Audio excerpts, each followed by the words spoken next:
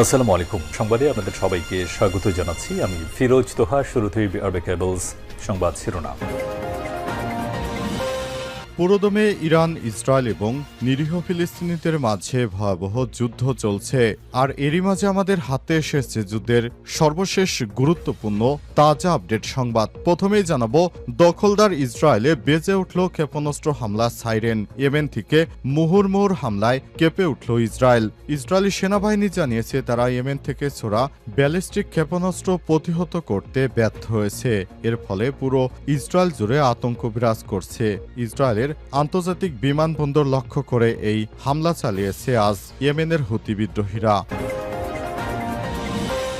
এরপর জানাবো, ইসরায়েলি সেনাবাহিনীর গাড়িতে ক্ষেপণাস্ত্র হামলা, নিহত ৩। গাজার উত্তর জাবালি এলাকায় আজ একটি ইসরায়েলি সেনাবাহিনীর গাড়িতে অ্যান্টি ট্যাঙ্ক ক্ষেপণাস্ত্র হামলা চালানো হয়েছে। এতে ৩ ইসরায়েলি সেনা নিহত হয়েছে এবং ২ জন গুরুতর আহত হয়েছে। ইসরায়েলি সংবাদ মাধ্যম জানায় এটি ছিল একটি পরিকল্পিত এবং ভয়াবহ হামলা। এদিকে প্রথম শ্রেণী থেকে সামরিক প্রশিক্ষণ চালু করছে ভারতের একটি রাজ্য। ভারতের মহারাষ্ট্র রাজ্যে প্রথম শ্রেণী থেকে শিক্ষার্থীদের জন্য প্রাথমিক সামরিক প্রশিক্ষণ চালুর সিদ্ধান্ত নেওয়া হয়েছে। রাজ্যের স্কুল শিক্ষামন্ত্রী দাদা হুসে আজ এই ঘোষণা দেন। তিনি জানান, এই উদ্যোগ লক্ষ্য হচ্ছে শিক্ষার্থীদের মধ্যে দেশপ্রেম, শৃঙ্খলা এবং দৈনন্দিন শরীরচর্চার অভ্যাস গড়ে তোলা। সংবাদ সংস্থা পিটিআইকে দেয়া এক বিবৃতিতে মন্ত্রী ভুসে বলেছেন, প্রথম শ্রেণী থেকে শিক্ষার্থীদের মৌলিক সামরিক প্রশিক্ষণ দেয়া হবে। এদিকে ইসরায়েলি বাধায় গাজা যেতে না পেরে মুখ খুলল সৌদি আরব। সৌদির পররাষ্ট্র মন্ত্রণালয়ের প্রিন্স ফয়সাল বিন ফারহান আল সৌদ বলেছেন, গাজায় আরবপন্থীদের সফরে ইসরায়েলি নিষেধাজ্ঞা শান্তি চেষ্টার বিরুদ্ধে চরমপন্থার প্রকাশ। আম্মানে এক যৌথ সংবাদ সম্মেলনে তিনি বলেছেন, ইসরায়েল পশ্চিম তীরে প্রবেশে বাধা দিতে শান্তির সম্ভাবনাকে বাধাগ্রস্ত করেছে। অবস্থায় দখলদার ইসরায়েলিকে আর ছাড় দেয়া হবে না। এবং সর্বশেষ জানাবো, নির্বাচন ছাড়া ক্ষমতায় থাকা বিপজ্জনক, সরকার বুঝতে চাইছে না বললেন বিএনপির সালাউদ্দিন।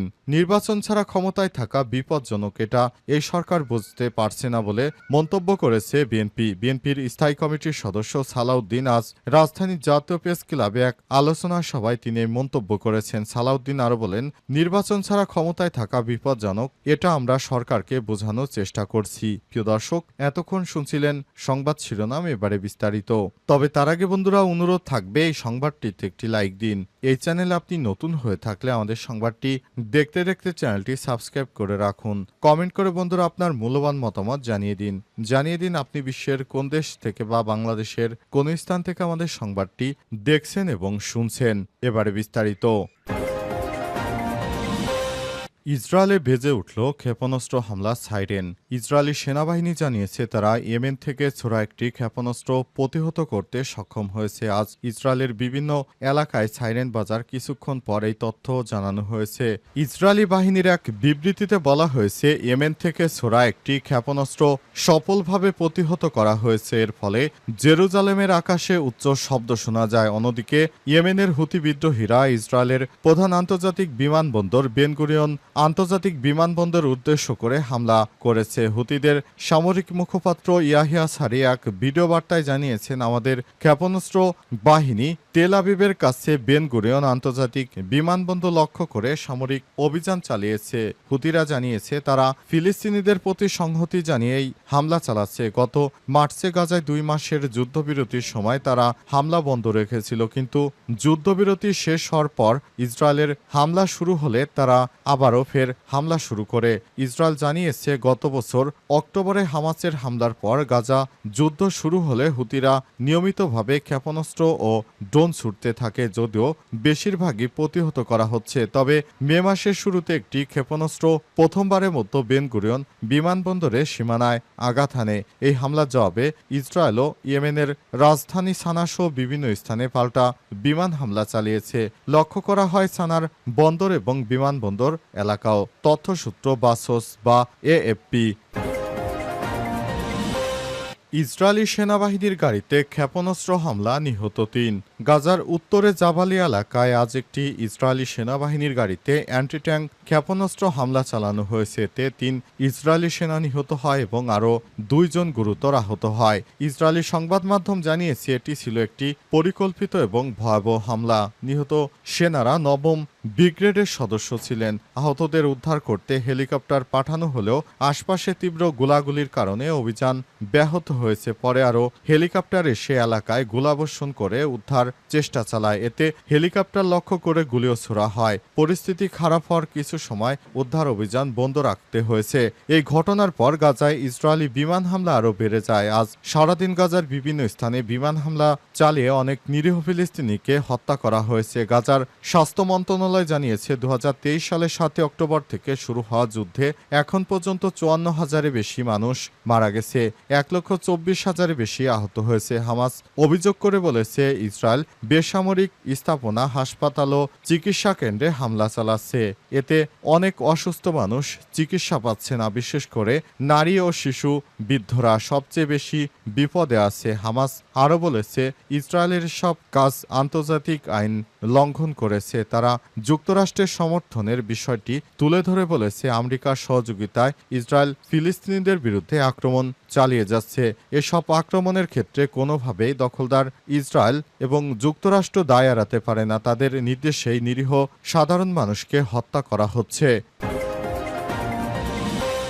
প্রথম শ্রেণী থেকে সামরিক প্রশিক্ষণ চালু করেছে ভারতের একটি রাজ্য। ভারতের মহারাষ্ট্র রাজ্যে প্রথম শ্রেণী থেকে শিক্ষার্থীদের জন্য প্রাথমিক সামরিক প্রশিক্ষণ চালুর সিদ্ধান্ত নেওয়া হয়েছে। রাজ্যের স্কুল শিক্ষামন্ত্রী দাদা ভুসে আজ এই ঘোষণা দেন। তিনি জানান, এই উদ্যোগের লক্ষ্য হচ্ছে শিক্ষার্থীদের মধ্যে দেশপ্রেম, শৃঙ্খলা এবং দৈনন্দিন শরীরচর্চার অভ্যাস গড়ে তোলা। সংবাদ সংস্থা পিটিআইকে দেয়া এক বিবৃতিতে মন্ত্রী ভুসে বলেছেন, প্রথম শ্রেণী থেকেই শিক্ষার্থীদের মৌলিক সামরিক প্রশিক্ষণ দেওয়া হবে।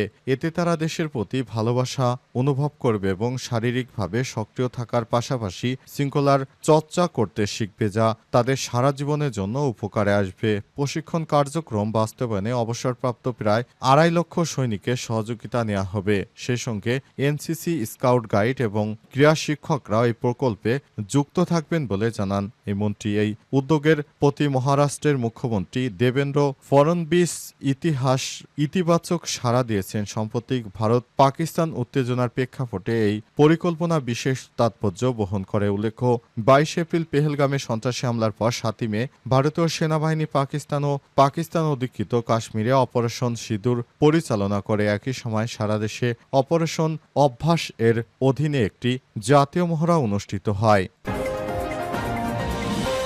নির্বাচন ছাড়া ক্ষমতায় থাকা বিপজ্জনক, সরকারকে বোঝাতে হবে বললেন সালাউদ্দিন। নির্বাচন ছাড়া ক্ষমতায় থাকা বিপজ্জনক, এটা সরকারকে বোঝানোর চেষ্টার পরও তারা বুঝতে চাইছে না, এমন মন্তব্য করেছেন বিএনপির জাতীয় স্থায়ী কমিটির সদস্য সালাউদ্দিন। আজ রাজধানীর জাতীয় প্রেস ক্লাবে এক আলোচনা সভায় তিনি এমন মন্তব্য করেছেন। সালাউদ্দিন আহমেদ আরও বলেন, নির্বাচন ছাড়া ক্ষমতায় থাকতে বিপজ্জনক লাগে, এটা আমরা সরকারকে বোঝানোর চেষ্টা করছি, তারা কেন বুঝছেন না জানি না। ডিসেম্বরের পরে নির্বাচন অনুষ্ঠিত করার পেছনে পারলে একটি কারণ দেখান, বরং ডিসেম্বরে অনেক দেরি। সংস্কারের মূল উদ্দেশ্যই নির্বাচনকে বিলম্বিত করা। বিএনপির এই নেতা আরও বলেন, বিচারের সাথে নির্বাচনকে মেলানো ঠিক হবে না। বিচার একটি দীর্ঘ প্রক্রিয়া। গত ১৭ বছরে সর্বমোট ৭,১৮৮টি বিচার নিষ্পত্তি হয়নি। ইতিহাসের নিকৃষ্টতম খুনি হাসিনার এত অপরাধের বিচার অল্প সময়ের মধ্যে করা সম্ভব নয়, তার অন্যতম অপরাধ। আগের দিনে সোমবার নির্বাচন নিয়ে কথা বলেছেন বিএনপি নেতা কমিটির সদস্য সালাউদ্দিন আহমেদ। অন্তর্বর্তীকালীন সরকারের প্রধান উপদেষ্টা অধ্যাপক ডক্টর মোহাম্মদ ইউনূসের সঙ্গে বৈঠক শেষে বেরিয়ে তিনি বলেছেন, জাতীয় নির্বাচন কোনোভাবেই ডিসেম্বরে যাওয়ার কারণ নেই, এমন কোনো সংস্কার নেই যা ১ মাসের মধ্যে করা সম্ভব নয়। এ সময় তিনি সংস্কার দ্রুত গতিতে করে নির্বাচনের বিষয়ে তিনি তাগাদা দিয়েছেন। এ সময় তিনি আরও বলেছেন, নির্বাচন না হলে দেশটা গণতন্ত্রের ধারা থেকে দূরে চলে যাবে। সুতরাং গণতান্ত্রিক ধারায় চলতে হলে অবশ্যই সরকারকে নির্বাচন দিতে হবে।